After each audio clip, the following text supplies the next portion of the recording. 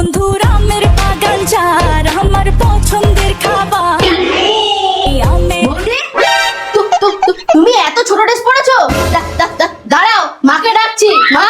ননদিনী, আমি তোমার পায়ে পড়ি, তুমি শাশুড়ি মাকে বলো না। শাশুড়ি মা জানতে পারলে আমার ঘাড় মটকাবে। বলবো না, তবে একটা শর্ত আছে। আমাকে ভালো ভালো খাবার রান্না করে খাওয়াতে হবে, আর আমি যা বলবো সব শুনতে হবে। ঠিক আছে, তাই হবে। আচ্ছা যাও, আমার জন্য লুচি আর আলুর দম করে নিয়ে আসো। আচ্ছা।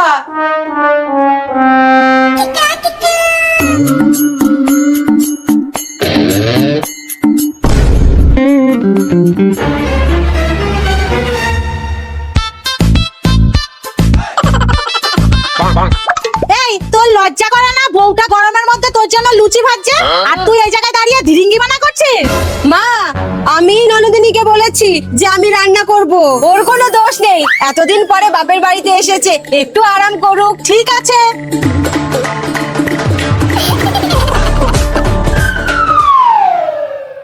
এই, ওঠো।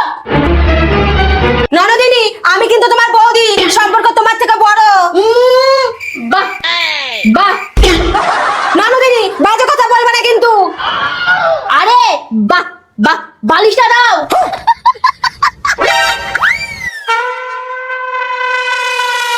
বাহ, টেপো। পারবো না। মা, তোমার বৌমা। চুপ, দিচ্ছি। अरे खतरनाक लोग हैं। आयो रे माँ। দূর, ফোন দেখতে আর ভালো লাগছে না। বৌদি, একটু নাচো তো। নাচো বলছি। ঠিক আছে, থাক। আমার ফোনই ভালো।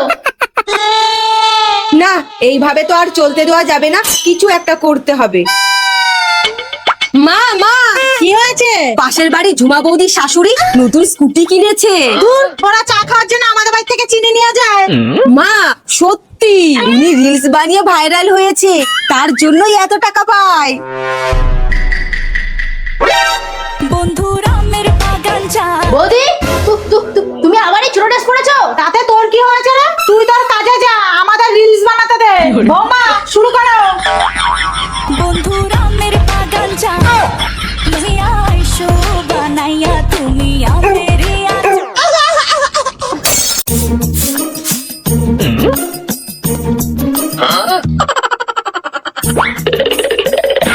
মা, এই নিন বড়লিন। ঝিঙের ঝোল বড়লিং দিয়ে কি হবে? বাঙাল নেই তো, তাই বড়লিন দিলাম, কারণ কিছুক্ষণ পরে তো একজন আর জ্বলবে, তাই।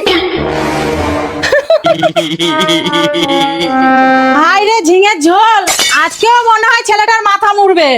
মা, আপনি দেখলেন তো আমাকে কেমন ব্যঙ্গ করে গেল? না, দেখিনি, শুনেছি।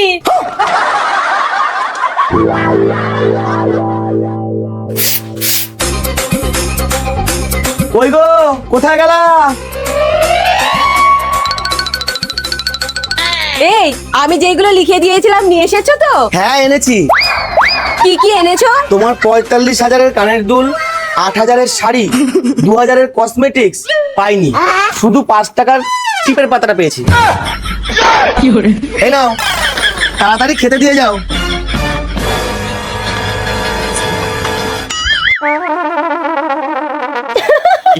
দিদি, এইবার তুই ফিনাইলটা রাখ, কারণ মান সম্মানের জায়গা ম্যাক্সিন ছড়িয়েছে, এটা দিয়ে ধুতে হবে। পচা ঝিঙের ঝোল।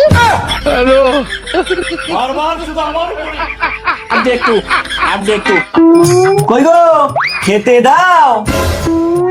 এই নাও তোমার খাবার। আজকে যা যা রান্না করতে বলেছিলাম করেছো তো? হ্যাঁ, সব করেছি।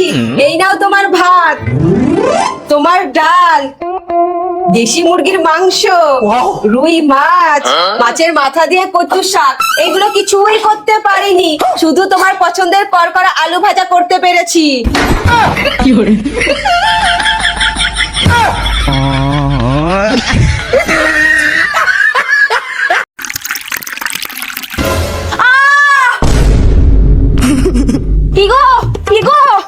গো, দেখো গরম চা আমার হাতে পড়ে গেছে, খুব জ্বালা করছে। কিছুক্ষণ বরফ জলে হাত চুবিয়ে রাখো, ঠিক হয়ে যাবে। আচ্ছা।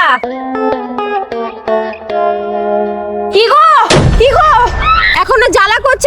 তাহলে একটু নারকেল তেল লাগিয়ে রাখো, কমে যাবে। আচ্ছা।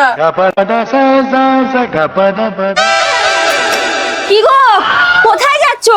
এখনো তো জ্বালা করছে। উফ, বাচ্চাদের মতন করছো কেন? একটু সময় দাও, ঠিক হয়ে যাবে। যত সব ন্যাকামো।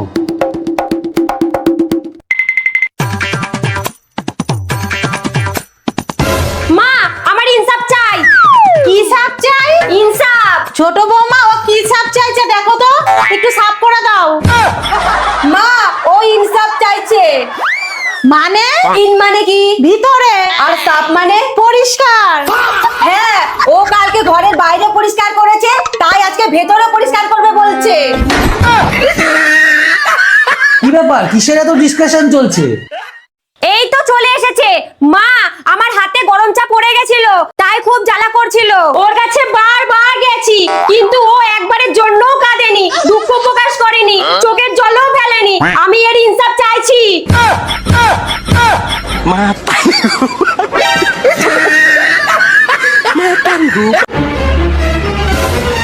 বেরিয়ে যাও বাড়ি থেকে।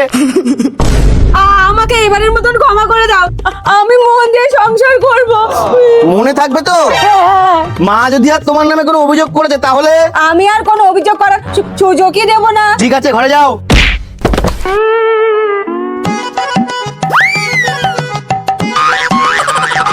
আশা, আশা বলছি, এই কালকের থেকে তোর বউ মুখটা ভাতের হাঁড়ির মতন করে রেখেছে।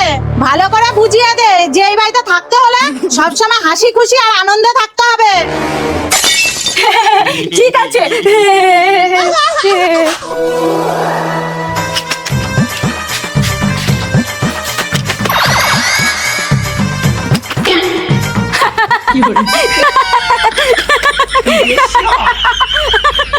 और अभी तो रुको, क्लाइमैक्स अभी बाकी है।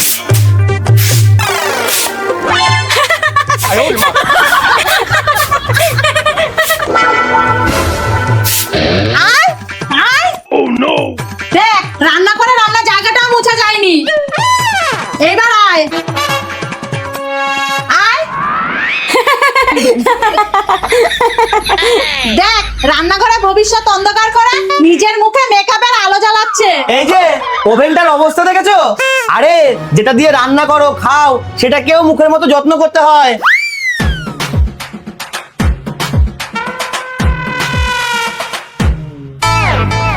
नहीं करूँगी, यहाँ कुछ तो गड़बड़ है।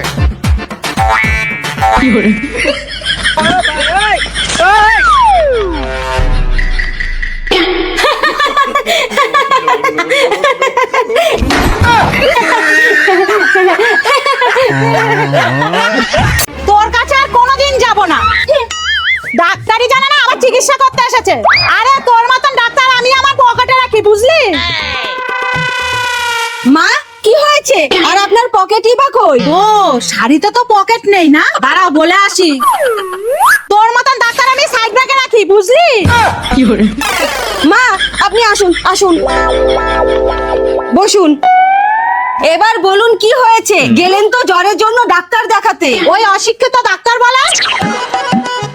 মাসিমা, আপনার তো ম্যালেরিয়া হয়েছে। ভালো করে দেখেছেন তো? আমার এক বান্ধবীকেও কিন্তু ম্যালেরিয়ার চিকিৎসা করেছিল, কিন্তু মারা যাওয়ার পরে জানা গেল ওর টাইফয়েড হয়েছিল। দেখুন, আমি যেমন তেমন ডাক্তার না।